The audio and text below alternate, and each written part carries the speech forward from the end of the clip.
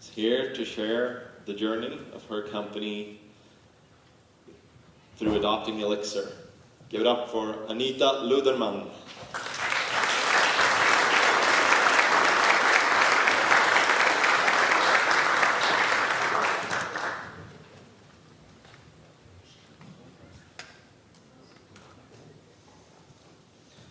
So let's hope my Windows lets me in.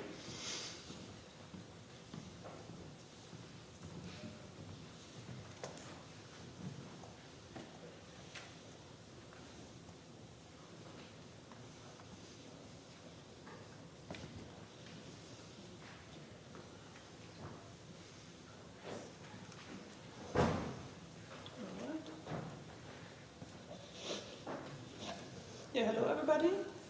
Thank you so much for having me. This is the second time I'm on a stage, so I'm a bit in awe of all the expertise that we've already seen today and yesterday. But yeah, let's get started.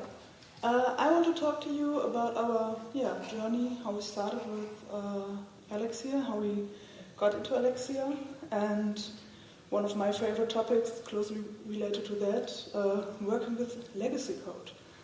I'm Anita. I'm a software engineer at Model Aachen, which is a company in Aachen, which is in the west of Germany. And I'm also one of the founders of the Ladybugs, which is a community for women in software engineering. Because, well, having done that, it's always nice to talk to other women in software engineering. So if anybody can relate, just come talk to me. So, I want to first introduce Model Aachen shortly, so you know what we're talking about. Then our definition, or the definition of legacy code, and then what we actually did to snug Elixir into our product. First the working skeleton, and then how we're are currently working with it in the form of the strangler pattern, and then a short where are we now, and what you can take away, hopefully, from this. So, who are we? Who is Model Aachen? It's a company that started in 2009, like startup, few people had an idea. I'm German, we like quality management, we like documentation, so we often need it.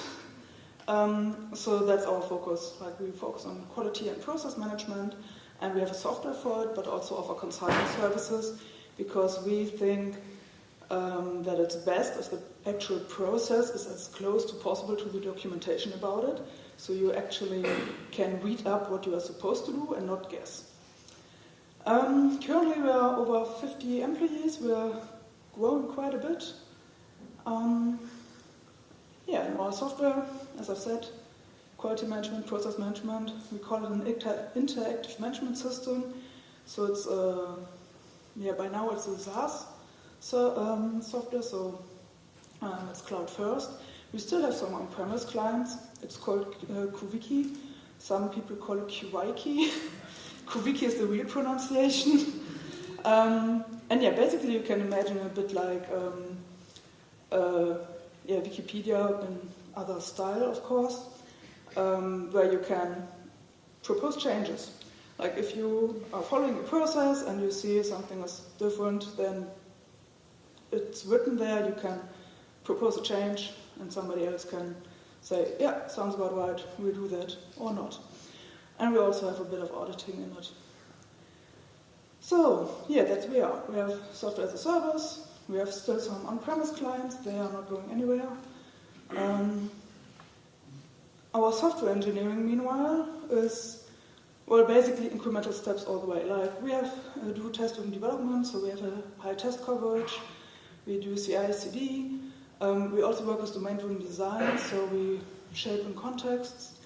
And we use the agile framework ShapeUp, from which you only have to understand for now that we release like every 2 months. So directly to our SaaS customers, obviously, but our enterprise customers get these updates every 2 months. If they use it is another question, but that's the goal. Our developer pace is pretty good. Like, we're fast, it's fine, we have everything under control. So what's the problem? What does old mean? Why do we need the future change? What do we feel the need to change? Well, this is our tech stack, or it was our tech stack in 2022. And you can see the bad guy here in the middle. It's FOSS-Wiki and Perl. So I've heard from some people I've talked to that the usual way is like you used to work in Perl, then you go to Ruby, and then you go to Elixir. We skip the Ruby part. We're still in Perl. I actually learned it when I joined the company. And the other thing is like the FOSS-Wiki, which is an open source framework for this process management stuff I told you about that we do. So the problem, Perl. It's crumbling, like technology ages. We've heard a lot about this already, and the documentation is outdated. Like every time I Google something in Perl, I end on a Stack Overflow post that's like 10 years old at least. And it has missing technologies. So, like Perl doesn't have WebSockets, so you can't do anything with WebSockets, or you have to build them yourself, which takes a lot of work and makes us slower. As I've said, code ages, technology ages. I don't know who has worked with hierarchical databases here. I haven't. And the other stuff I think I all witnessed, at least in some part. So, yeah, that's the whole reason why technology gets outdated, and Perl, for example, gets more and more outdated. But the main culprit here, or not even the main culprit are the devs, but the main problem is FOSS-Wiki. It's an open source software, it's a wiki software. It's made for on-premise, it's made for file-based storage, so no databases. We do have databases, but it wasn't made for that. It's made in Perl and JavaScript, and it has a custom markup language, and it's customizable with plugins. So we, being a small startup, what did we do? We customized the shit out of it. And that's the problem. So you have a startup mentality, you make it happen, you learn by doing, and also you're a startup. You're not paying the senior software engineers. You're starting with some juniors, or at least in our case, we didn't have so much expertise. Just plain as that. So we forked FOSS-Wiki. Again, highly flexible. It's very easy to customize, very easy to get lost in. So we added all of our missing use cases, and again, as a startup, what do you do if a customer wants something? You do it. So we ended up building the cliché, like the picture-perfect legacy code, and every time you try to work in it, you feel like this. Like, it's spaghetti code, it's low modularity, it's high coupling, it's hard to read, it's even harder to understand. Like, you change one line and something else breaks, and you have no idea why, and it also isn't tested. Like, it has very few tests, mostly end-to-end tests.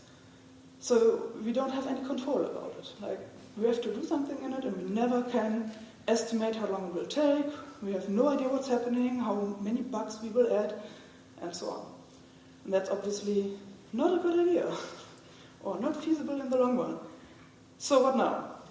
Well, we wanted to change this pile of yarn into something more structured. We already started with that in Perl, but it was going slow. I mean, it's still going slow, but anyway. First step, appreciate your legacy. Like, yeah, of course, the code is not the best, but it also got us where we are. Like, we wouldn't be a company right now if we wouldn't have gone fast in the beginning. So appreciating your legacy is a good thing.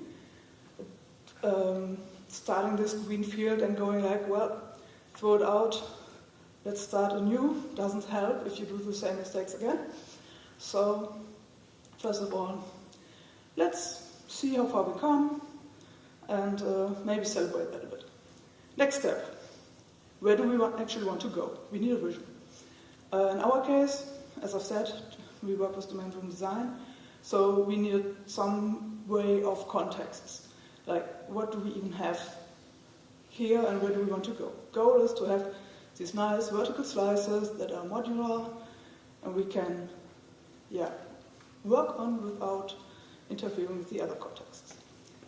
Okay, so as for the technology, we wanted to switch to Elixir. Why is always the question I get asked afterwards. We wanted to go for a functional programming language because in Perl we already started using more and more pure functions and focusing on immutability, like using value objects, which are a pattern of command-line design. And so going fully functional felt like a right step. And then we evaluated some languages, and Elixir just felt the best. Like, it felt like home, good documentation, nice nice developer experience, good resilience. So yeah, Elixir was. Our goal was to just add an Elixir backend. Like, not start with the front-end stuff. Like, it would be nice to have live view someday in it, but for now we're fine with the backend, and the database doesn't need to change. Postgres is fine. So, in the beginning of 2023, I came back from my holiday, from Christmas, was like 1 year at the company, was like, yay, I know what I'm doing, I'm ready to tackle the next Perl feature, and my colleague was like, what if we do this with Elixir instead? And I was, wait, what? What? Okay. So we evaluated, again, choosing Elixir, and the feature we had to program was an old feature that already existed, but needed redoing. So we knew what we would have to do in ForceWiki and Perl. We knew it would take about 4 weeks, and in our shape-up method, we have like 6 weeks to program something. So we said, okay, let's try 2 weeks to get started with Elixir. Let's see how far we can go. So we did that and tried to build a walking skeleton. So the goal was to just get Elixir into production and have a vertical slice without real functionality, just front-end can communicate with back-end, with the database and back without anyone noticing and anything dying. So, and especially without the user noticing. So what does this mean? What does the user need so that he doesn't notice it? Well, we need a seamless UI. Like, it does have to be the same look and feel. You can't just get a new, I don't know, everything in purple suddenly or something. Then we need session handling.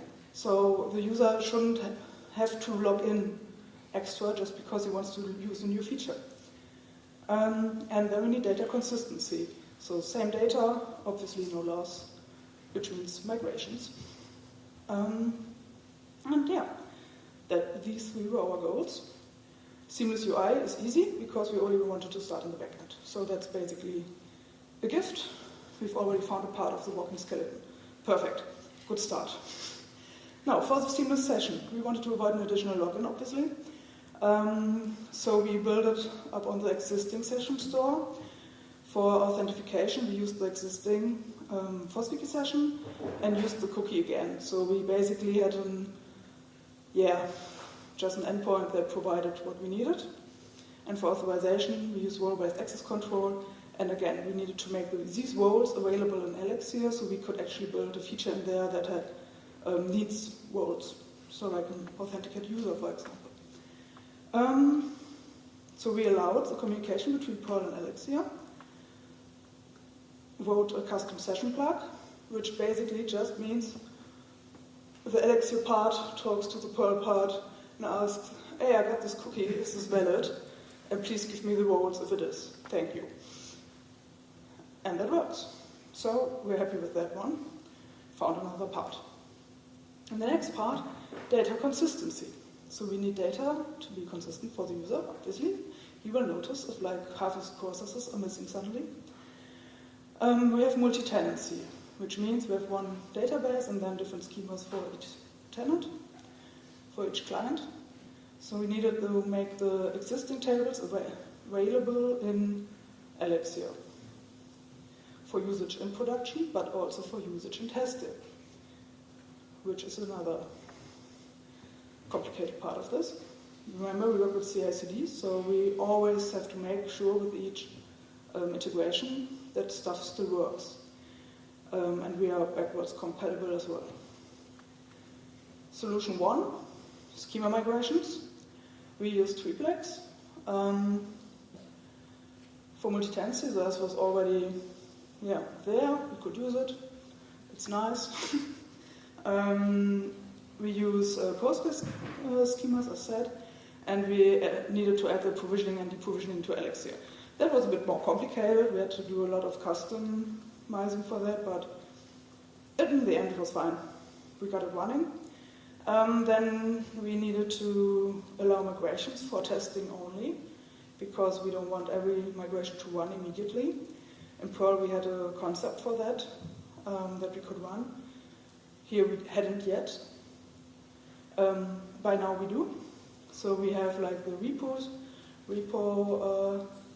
stuff allow the migrations that run in every time. And the test migrations are the migrations that only run in the test environment. Important for that is migrations need to be idempotent. So you have to be able to go back.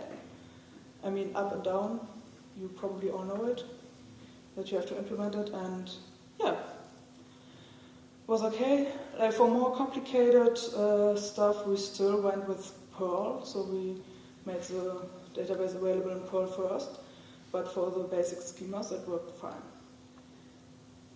So we found another part. One too fast. Data migrations. Again, migrations need to be idempotent, even if you're handling data. That one was a bit more complicated, or still is a bit more complicated. Like this is always the part that takes the longest time if you do any new feature that needs to take data from before. At this point, we still write it in Perl if we have to, if we can't figure it out, if it's not easy. But if it's just like rename these values into these other values, that's fine. We're moving farther to doing it only in Elixir. But like in the first 2 weeks, we just did it in Perl still to be sure. So we have our parts. There's one thing missing, and that's the communication. Like how can I communicate between these contexts? As I've said, we want to avoid coupling, we want to have high modularity, and we started beforehand with writing, like with improving the code in Perl. So we had already event handling there, and contexts there, and now we have more contexts. So we need event handling somehow. By now we have O-Bahn, but we didn't back then, so we had to start somewhere. So for the event publishing, we kind of hacked it a bit. It feels like hacking at least. So we have a service that listens to the event handler, and the event handler obviously handles the events and stores them in the database. And then we have a service 2 on Elixir side that wants to react to this. Like we created a new page, we have to somehow get the info about it. So I explained the other part, sorry. So if we need to get the info, we have an event publisher and just persist that in the database. So basically the Perl context can then listen to the Elixir context because it doesn't know that it's an Elixir event. Like this one's on min.io, which is for Perl. Like our goal is again to go to full O-Bahn. We are, with the Elixir internal events, we are on O-Bahn, but it's still a bit of work to do. Yeah, now we need the other side. Like what if I have a service that wants to listen on an event from the Perl side? Same difference basically. We have an event handler, the normal event handler on the Perl side, which triggers the event listener on the Elixir side. As I've said, we allowed communication between these. And then we can listen to that and basically go full circle. Like we could go in a loop, we've added measures to prevent that. So, long story short, is it viable? Yes, it was viable after 2 weeks. We had an UI, we had session handling, we had consistency, and then we used the other time to program the feature, which actually took not that long, like we needed a week for the Elixir feature itself. So does it work? Yes. Was it pretty? No. Now it's the ugliest Elixir code we have. But it worked. And we needed like 2.5 person for 30 days. It's an estimate. The half person is the DevOps lab who we needed again and again to get this running in Kubernetes. So.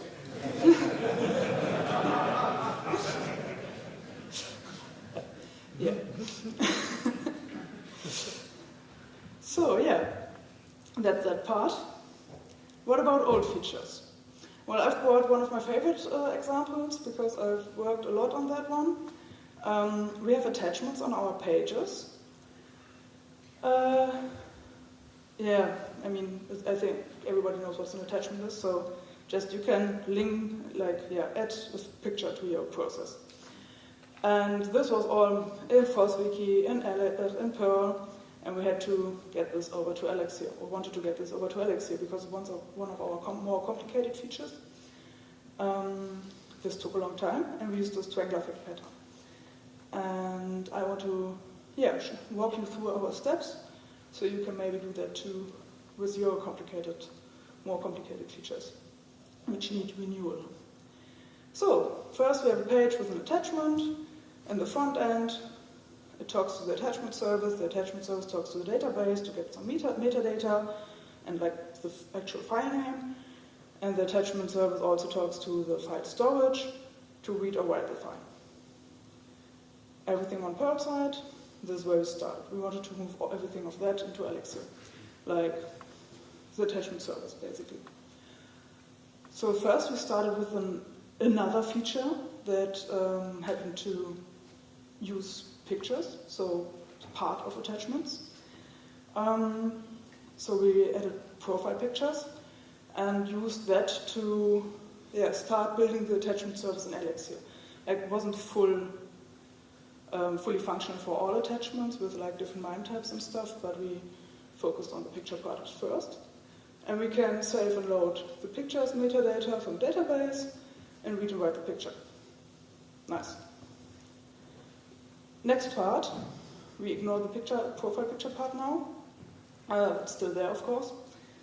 We want to start routing the attachment service to the other side. So we started adding the reading, routing the reading over the Elixir part. So we still call the attachment service in Perl side from the front end, but that was just an API call to Elixir. So we have the read metadata and read file from that side, and still the Perl and FOSS-Wiki part is responsible for the writing, but since they go to the same place, like database and file storage, that's not a problem. Next, we moved everything over there. Like we still went from the front end to the attachment service, read and write info, so we now read and write from Elixir. And we're like halfway done. These arrows are empty now, so now we can remove these, which means a lot of code could go away. Then we could switch over the front end REST API point, like the REST API point we called, could switch in the front end to the Elixir attachment service and could remove the rest. And now a bit more of Perl is gone, which is good. So that's how we work with current features. If we have like bigger features, like this whole process took, I think, a year, but we also moved the file storage part from NFS to S3 in this time, so it's already compromised down for this talk. yeah, but this is how we work on features. So where are we now? The pink part is unfortunately the Perl part. It's still a lot. It just is complicated, and also every new Elixir feature we write is so much smaller than the same amount of code, like the same feature we would have in Perl. So we need way less lines. So keep that in mind. But we also see that our Elixir part is steadily growing. Like by now, it's, I think here. I think we cracked the 300,000 lines.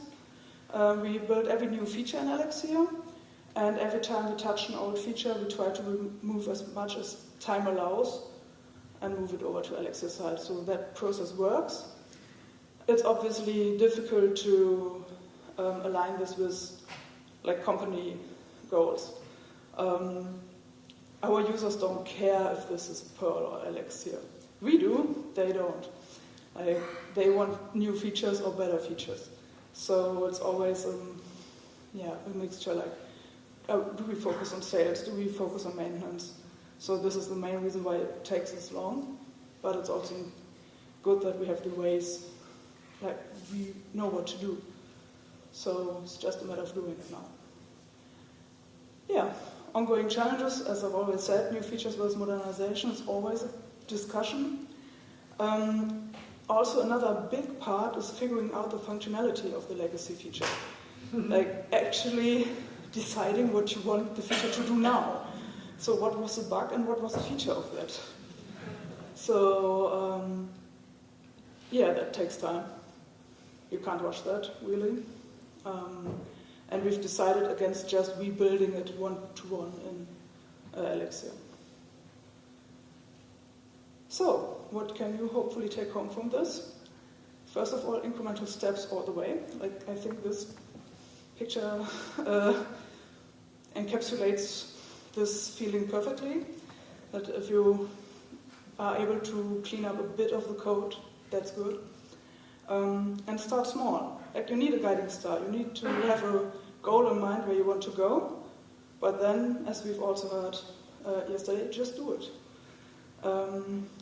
And enable yourself to move fast so you can actually do these things, and maybe also roll back if you made a mistake or it didn't work out the way you wanted. You can treat this as an experiment, basically, and see what happens. So for that, it means test coverage, early feedback, small features, and as Sasha said yesterday, small steps. And that's always business value versus tech debt, so that's an ongoing discussion. I think everybody who's a software engineer has dealt with that, so yeah, that's always part of the job. Finally, I want to leave you 3 of my favorite books for this topic, especially Kill It With Fire is a super interesting book about a bit of the history, so like how does legacy even happen, how does tech evolve. I can highly recommend it. Also, the title is just wonderful. So, yeah, that's it from me. I don't know if I have time for questions. I think it was way faster. I'm not sure. But yeah. Yeah, I have time. Okay, then I have time for questions if you like. And you can also find me on Blue Sky, very fresh, or on LinkedIn, or just drop by and ask your questions later. Thank you.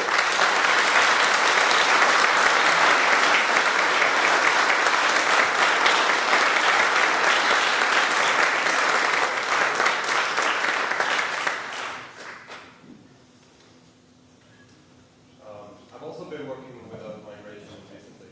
Have you found surprising business value out of this move to Elixir?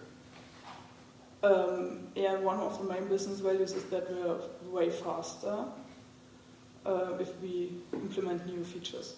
Like, really way faster. Also, the website is much faster for the client because the response times are just way better. Like the stack we have, we go through this JavaScript stack, then we go through FOSSWiki and back again, and it's very convoluted, and the loading times for the customers are way better.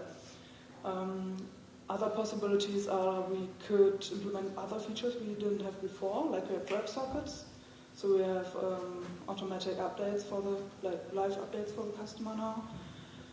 And it allowed us to add new providers, which we wouldn't have done if we were still on Perl. Like you can now log in with SAML, for example, which we wouldn't have done on Perl. Yeah. So yes. Someone else? Just. If you don't copy the old functionality bug for bug, how do you know that the new functionality works before you do the switch? I'm sorry? Okay, so one strategy is to copy the old functionality bug for bug, yes, and then you compare the new and old input-output, and then you know that it works, and then you take care of the bugs. But you've done it, you have some on the way. So how do you know that it works before you switch to the Elixir code? We switch, we work test-driven, so we always have the tests, and we work by defining what we want the feature to do. So we don't compare it to the old feature. Like that does our PM does that, and we do this before we start with the feature, of course. But we decide what we want it to do, even if the old stuff had bugs. So that's the way we do it right now. We haven't done the other part with copying one-on-one. Because, a lot of bugs. I just wanted to say it's really awesome. I don't have a question, but Thank you. How do you communicate between your two platforms? Is it using HTTP or what way are you doing it? These are Kubernetes pods, so each part runs in its own pods. Now I can't read. And they talk through REST API basically, but private REST API, which isn't the public available.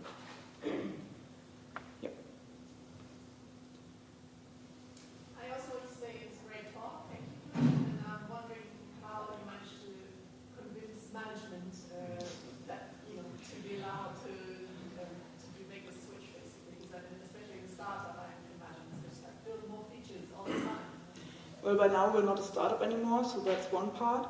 One part that's also really good, is really well in our company is the mutual respect. Like if we say for technical reasons it doesn't make sense, we explain why, but they don't question our expertise for that. Like they trust us to do our job, and we trust the others, of course, to do their job. That's the basis. And then we had the experience of trying to do presumably small, simple features in Perl and it going wrong. Like we had several goes for different stuff and a lot of bugs, and we were getting frustrated with it as developers as well as PM and the rest of the company. So we thought, what can we do to improve this? Why would a move be a good way? And then we proposed this way to try it out, and framing it like an experiment also helped, because we said we'll give us this cycle, 6 weeks, we'll try it out. If it works, perfect. If it doesn't, we'll cut it goes away, and we'll try something else. So we talked about the risk of it and tried to keep it as small as possible for the first step. And then the results basically spoke for themselves. So we kept going. Thanks for the talk, and actually a continuation to the previous question. But did you collect some numbers, bugs per day, bugs per week, for Perl side, for Elixir side, just to show the management, please compare, see? No, we didn't. That's something in retrospect that I would have liked to do, but no, we did not. We noticed that we have less bugs. We have a bug tracker, probably everybody, and you see that the bugs in Perl are mostly the ones that are long-living bugs, where you don't go, I know what this is, let's just fix it quickly. These are all deep in ForceWiki, and we have a lot of, all our won't fix bugs are in the old ForceWiki part. because it takes too much time, or because somebody already spent like 2 days or 3 days trying to fix it and it didn't work, or had other bugs as follow-ups, so we reverted it. I have a question. Yeah. Are you playing board games later, and where can people find you if they want to play board games? Yeah, we can do. I don't know where. Do you have any recommendations? I think the Estes Hotel has some pretty decent spaces. Tables Yeah, and maybe stuff. then there's a dress. Yeah, All right. at the Guests hotel. lounge. Yeah, It is. All right. probably a good idea. All right. Let's do it. Any other questions? All right. Was there like a plan B, plan C, other tech stacks that you also considered? We looked at F# as like the direct contender, but we decided against it because Elixir felt more straightforward, basically. Like for me, starting with Perl, having worked a year with Perl, and living the hell of not finding documentation anywhere, we just researched. We had different factors we put against each other, and one of the big ones was like, how does it feel as a software developer to work with this? And that felt way easier in Elixir. And also like in Elixir, there's one library that does this thing you need, and in F# you always end on the C# side, and then have to decide if this also works in F# or not. And, I mean, probably it's not that bad if you start going with it, but like at first glance, Elixir felt more welcoming. So yeah, thank you for everybody who makes it happen. I didn't fall asleep. Perfect.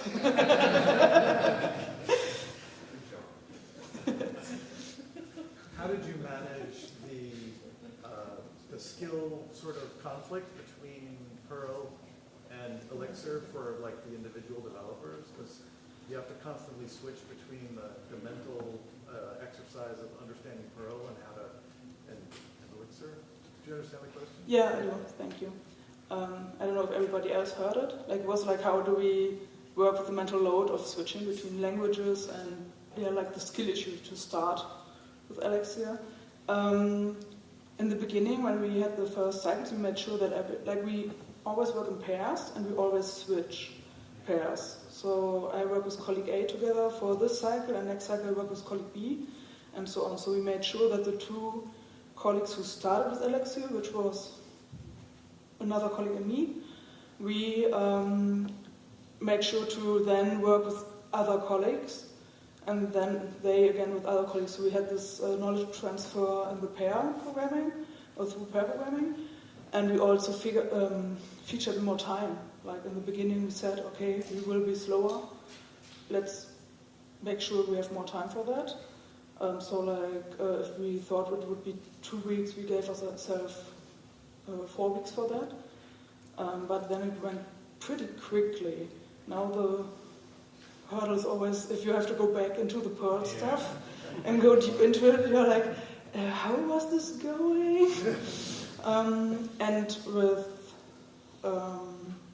the new apprentices or also new colleagues, they all start in Elixir, and then once they feel fine, we start introducing them into Perl with somebody who already knows Perl.